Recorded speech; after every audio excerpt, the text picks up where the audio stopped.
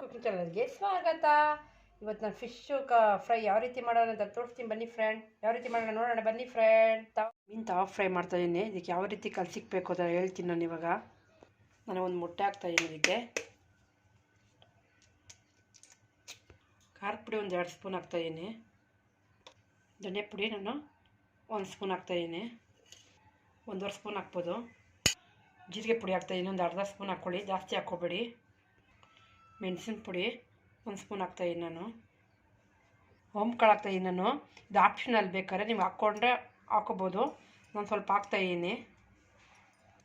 ಅರಿಶಿನ ಪುಡಿ ಹಾಕ್ತಾಯಿದ್ದೀನಿ 1 ಸ್ಪೂನು.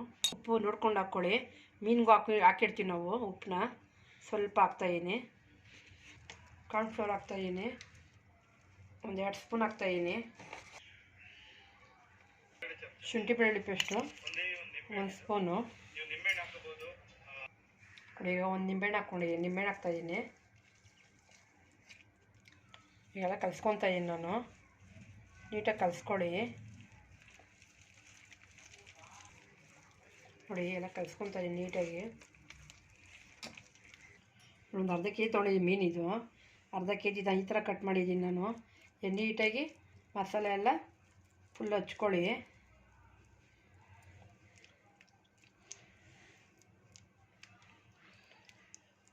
ನೋಡಿ ಎಲ್ಲ ನಾನು ಮಿಕ್ಸ್ ಮಾಡಿ ಎಲ್ಲ ಹಚ್ಚಿದ್ದೀನಿ ನಾನು ಮಸಾಲೆ ಎಲ್ಲ ಮೀನಿಗೆ.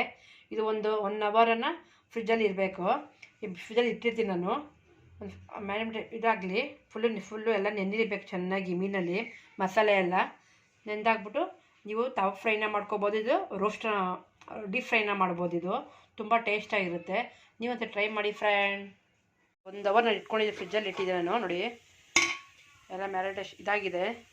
ಈಗ ನಾನು ಫ್ರೈ ಯಾವ ರೀತಿ ಮಾಡೋದು ತೋರಿಸ್ತೀನಿ ನೋಡಿ. ಎಣ್ಣೆ ಹಾಕ್ಕೊಳ್ಳಿ. ತವ ಇಟ್ಟಿದ್ದೀನಿ ನಾನು.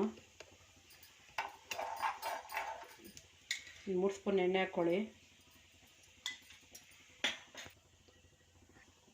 ಎಣ್ಣೆ ಕಾಯ್ದಿದೆ. ಇದು ನಾನು ತವ ಒಂದೊಂದೇ ಇದು ಮಾಡಿಬಿಡಿ ನೀಟಾಗಿ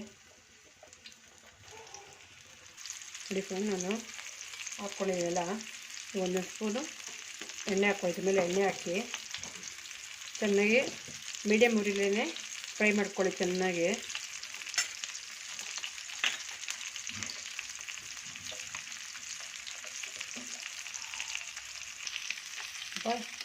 ಮುಚ್ಚಿ ಒಂದು ಪ್ಲೇಟಲ್ಲಿ ಟೈಮ್ ನೋಡ್ಕೊಳ್ಳಿ. ನೋಡಿಕೊಂಡು ಒಂದು ಸ್ವಲ್ಪ ನೋಡ್ಕೊತಾರೆ ನಿಮಗೆ ಯಾವ ಥರ ಫ್ರೈ ಆಗಿದೆ ಅಂತ. ಒಂದು 3 ನಿಮಿಷ, ಒಂದು 2 ನಿಮಿಷ ಮುಚ್ಚಿ ಇದನ್ನು. ಆಮೇಲೆ ತೆಗೆದು ಉಲ್ಟಾ ಹಾಕಬೇಕು. ಈಗ ಪ್ಲೇಟ್ ಇಟ್ಕೊಳ್ಳಿ. ಪ್ಲೇಟ್ ಇಟ್ಬಿಟ್ಟು ಇದನ್ನು ಉಲ್ಟಾ ಹಾಕ್ಬೇಕಾಗುತ್ತೆ ನೋಡಿ. ಈ ಥರ ಇಷ್ಟಾಗಿದೆ ಎಲ್ಲ ಹಿಂಗೆ ಹಾಕ್ಕೊಳ್ಳಿ.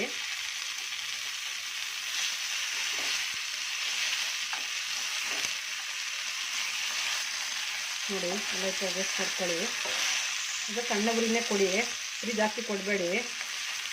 ಸ್ವಲ್ಪ ಚೆನ್ನಾಗಿ ಡೀಪ್ ಫ್ರೈನೂ ಮಾಡ್ಕೊಬೋದು. ನೀವು ಫ್ರೈನೂ ಮಾಡ್ಕೊಬೋದು. ಇದು ಮಸಾಲೆ ತುಂಬ ಟೇಸ್ಟಾಗಿರುತ್ತೆ.